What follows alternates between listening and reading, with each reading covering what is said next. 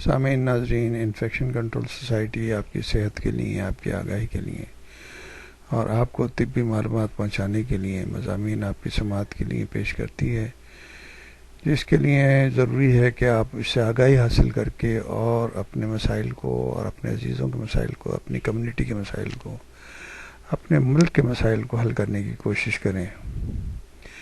پاکستان میں صحت کی بنیادی سہولتوں کا جائزہ لیا جائے تو یہ کہنے میں کوئی عار نہیں کہ صاف پانی، خالص خوراک، آلودگی، علاج معالجہ اور دیگر سہولتوں کے حوالے سے ہم آج بھی وہیں کھڑے ہیں جہاں نصف صدی پہلے کھڑے تھے۔ آدھی سے زائد آبادی غربت کی چکی میں پس رہی ہے۔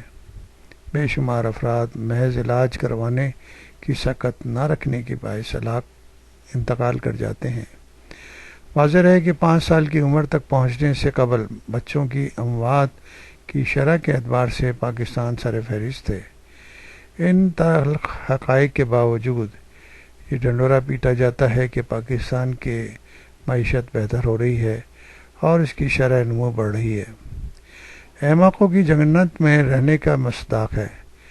یوں تو پاکستان کی معاشرتی زندگی کا ہر گوشہ زخموں سے چور چور ہے، لیکن بچے کی پیدائش کے وقت ماں کا مر جانا اس لیے کہ پاکستان کی معاشرتی زندگی کا اس لیے بھی زیادہ سنگین ہے کہ ان اموات کا کافی حد تک روکا جا سکتا ہے۔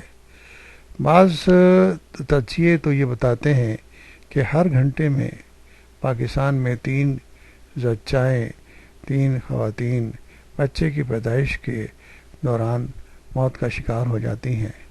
اگر ان فیگرز کو لیا جائے تو ایک دن کے اندر سینکڑوں مائیں موت کا شکار ہو جاتی ہیں۔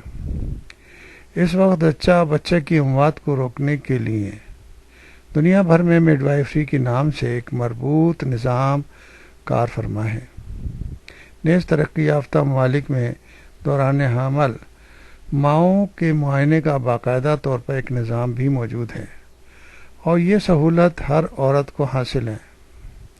تاہم بچے کی پیدائش کے بعد بھی مڈ وائفری کے شعبے سے تعلق رکھنے والی خواتین زچہ اور بچہ کی دیکھ بھال کا فریضہ سر انجام دیتی ہیں اور بعض اوقات ماؤں کے پاس خود جا کر ان کی رہنمائی بھی کرتی ہیں۔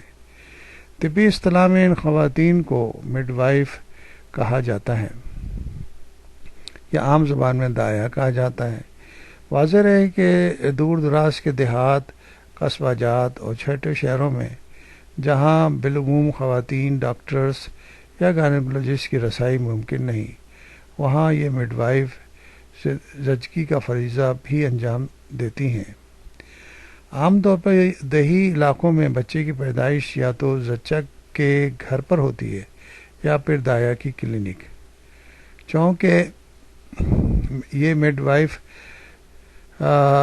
زچگی میں کسی حد تک تربیت یافتہ ہوتی ہیں اور انہیں تمام بنیادی باتوں کا علم بھی ہوتا ہے، اس لیے ایک عام روایتی دایا کے مقابلے میں جو کچھ نہیں جانتی کہ اگر یہ کیس کریں تو ماں اور بچے کے خطرات کم ہو جاتے ہیں۔